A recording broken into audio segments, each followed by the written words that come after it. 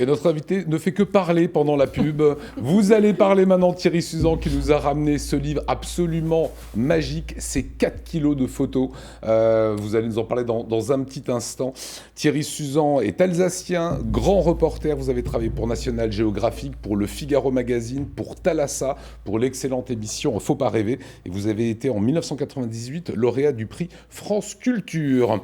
On va parler de ce livre dans un instant, mais pour les Alsaciens qui sont passés à une époque devant la gare de Strasbourg, ils avaient ces images, regardez-les. C'était la plus grande fresque, on pourrait dire, à l'époque, 1200 mètres carrés dans le cadre de la COP 21. Et vous aviez, qu'est-ce qu'on peut dire, complètement redessiné à l'époque par une photo cette gare. Ah oui, en fait, c'était une première d'abord à Strasbourg, et surtout c'était la plus grande photo du monde. Mais ça devenait une véritable œuvre en soi. Mais surtout, elle se voulait populaire. C'est ce qui m'a beaucoup plu dans ce projet. C'est presque dommage que la ville de Strasbourg l'ait enlevé.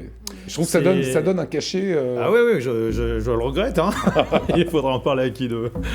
Voilà, un ouvrage exceptionnel, c'est Peninsula, sur la péninsule antarctique. C'est vraiment, on va le mettre comme ça, c'est vraiment un univers saisissant, c'est un continent blanc. C'est quoi ce qu'on ressent la première fois qu'on arrive dans cette péninsule blanche ? On a l'impression réellement qu'on quitte la Terre. On a l'impression d'entrer dans l'espace. C'est pour ça d'ailleurs que moi, le texte d'introduction s'appelle La Porte du Temps, parce qu'on franchit vraiment un passage. C'est un passage vers un monde imaginaire, vers un monde féerique, vers un monde réellement inimaginable. Et je le dis souvent, il est inimaginable parce qu'on ne peut pas l'imaginer. On n'a pas de référent, on n'a pas de choses qui peuvent nous... C'est unique.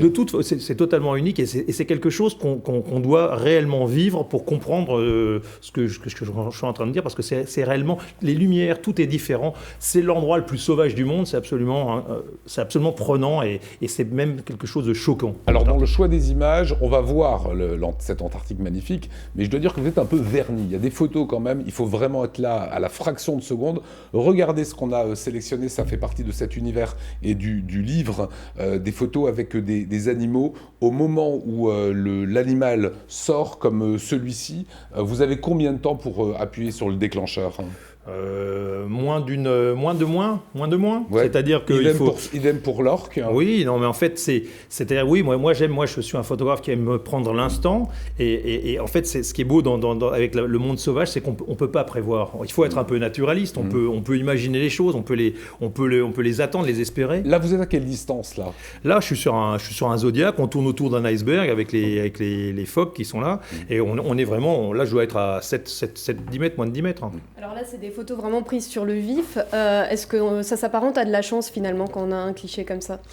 La chance, c'est un des paramètres qui fait une grande photo. Une grande photo, c'est une conjonction de plusieurs paramètres. Il y a les lumières, les perspectives, il y a le talent peut-être du photographe aussi un petit peu, et un peu de chance. Tout ça, et surtout, la grande photo, pour moi, c'est celle qu'on est incapable de refaire. Même moi qui a fait la photo, je suis incapable. C'est ça une grande photo. C'est un moment, c'est une conjonction de plein de choses qui font que voilà, c'est presque quelque chose d'invisible. On touche à quelque chose presque de métaphysique, et c'est ça pour moi la magie finalement. Qu'on retrouve dans une photo. Alors regardez, si ça, c'est pas des grandes photos, c'est absolument exceptionnel. Parmi ces photos, on va aller en dérouler quelques-unes. Regardez-les, Thierry. Est-ce qu'il y en a l'une ou l'autre sur lequel vous avez envie de vous attarder ? Ou peut-être toutes, j'imagine. Moi, elle me parle toutes, évidemment, mais c'est vrai que ce qu'on a voulu faire dans ce livre, c'était de présenter l'Antarctique, ce continent, le dernier continent découvert par l'homme, autrement que d'une façon monochrome. C'est-à-dire montrer qu'il y a de la couleur, qu'il y a de la diversité, qu'il y a des choses absolument étonnantes, et que c'est très vivant. C'est ce que j'ai voulu faire, mais aussi à travers les textes, parce qu'il y a aussi de l'écriture dans ce livre-là. Alors c'est la première fois que National Geographic, excusez du peu, fait une monographie. Je ne savais pas ce qu'était qu'une monographie. Explication. Une monographie, c'est une étude, du moins c'est un livre sur une thématique précise. En l'occurrence, là, c'est l'Antarctique. Et c'est vrai que c'est moi qui ai réalisé les photos et les textes, qui ne s'est jamais fait auparavant. À l'instar de votre livre il y a 2-3 ans, où il y avait aussi bien l'Afrique que l'Arctique. Oui, c'est ça. Là, c'était le monde entier, puisque c'était La beauté sur le monde que j'avais présenté chez vous. Là, il y avait 50 pays présentés, donc ça, on était vraiment dans un voyage qui se voulait plus transversal. Là, réellement, j'ai choisi par le biais de la péninsule, c'était de présenter justement ce dernier territoire. Et je voudrais, parce que c'est quand même important, c'est ce que j'essaie de montrer aujourd'hui. Aujourd'hui, on constate au regard des problématiques qui sont liées à l'environnement. Il y a beaucoup de gens, je le répète souvent, mais aujourd'hui on entend des gens qui vous annoncent la fin de l'humanité, la fin du monde, une apocalypse qui va nous tomber dessus. Et moi je crois absolument pas à tout ça. Je crois au contraire, il faut, et c'est ce que j'essaie de défendre dans ce livre-là, c'est-à-dire de défendre le dernier territoire qui est pour nous vécu, ou en tout cas imaginé comme un monde féerique. C'est un espace de rêve, l'Antarctique. On est d'accord que ça veut dire que la pollution n'arrive pas là-bas, ou en tout cas elle ne détruira pas ces richesses du monde? Non, bien sûr qu'il y a de la pollution aujourd'hui, il y a de la pollution plastique dans les océans, il y a la question du réchauffement climatique. Tout ça, ce sont des choses évidemment qu'on constate, tout ça c'est rationalisé, c'est chiffré, etc. Mais le danger, et je le dis, et je l'essaye de l'expliquer dans ce livre, c'est que le grand danger aujourd'hui en Antarctique, c'est la banalisation. C'est la banalisation qu'on en fait. C'est-à-dire qu'en fait, aujourd'hui, il y a une prolifération de bases scientifiques et beaucoup de pays aujourd'hui veulent avoir leur petite base en Antarctique. Et il est simple aujourd'hui d'avoir une base en Antarctique. Il suffit simplement de signer le traité de l'Antarctique, de démilitariser. C'est les photos qui sont dedans? Non, oui. On a quelques photos d'habitation. Alors c'est très curieux de voir ces photos-là qui sont évidemment magnifiques. Ça, c'est quoi? Ce sont des bases?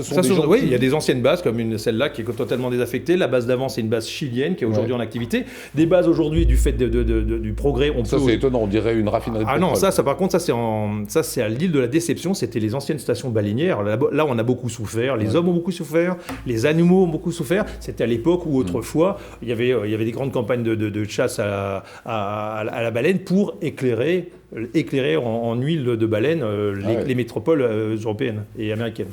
Est-ce qu'une photo peut changer le monde d'après vous, éveiller les consciences écologiques par exemple? Moi, je ne pense pas qu'une photo puisse changer le monde. Par contre, éveiller les consciences, je pense que on l'a déjà, je le dis souvent, mais c'est vrai, on a tous une conscience écologique. Donc, l'éveiller, chacun a sa grille de lecture. Voilà, moi, par contre, je pense je crois à l'émotion. Moi, je crois au rêve et je crois que c'est ça qui est important aujourd'hui. Il faut aller plus loin que justement que la prise de conscience. La prise de conscience, on l'a toute faite. Voilà, moi, je crois qu'il faut aller au-delà. Et au-delà, c'est quoi? C'est de rêver le monde. Tout à l'heure, Priscilla nous explique la confiance qu'elle portait sur les enfants, la confiance en l'avenir. Et moi, je crois tout à fait, voilà, la confiance en fait au rêve, la confiance en soi. Et il faut accepter l'échec, il faut accepter de circuler dans les méandres de la vie. Mais au bout, il faut croire en soi et c'est important. Et ça, c'est aussi un livre sur la confiance et sur la beauté du monde. Et c'est important de le défendre aujourd'hui. Voilà, c'est un livre magnifique. Alors ça, c'est une œuvre d'art. Hein. Il va être un tout petit peu plus petit à partir de demain déjà. À partir d'aujourd'hui. Dans toutes les bonnes librairies. Thierry Suzan, dans tous les bons kiosques. Exactement. On était évidemment ravis de vous accueillir.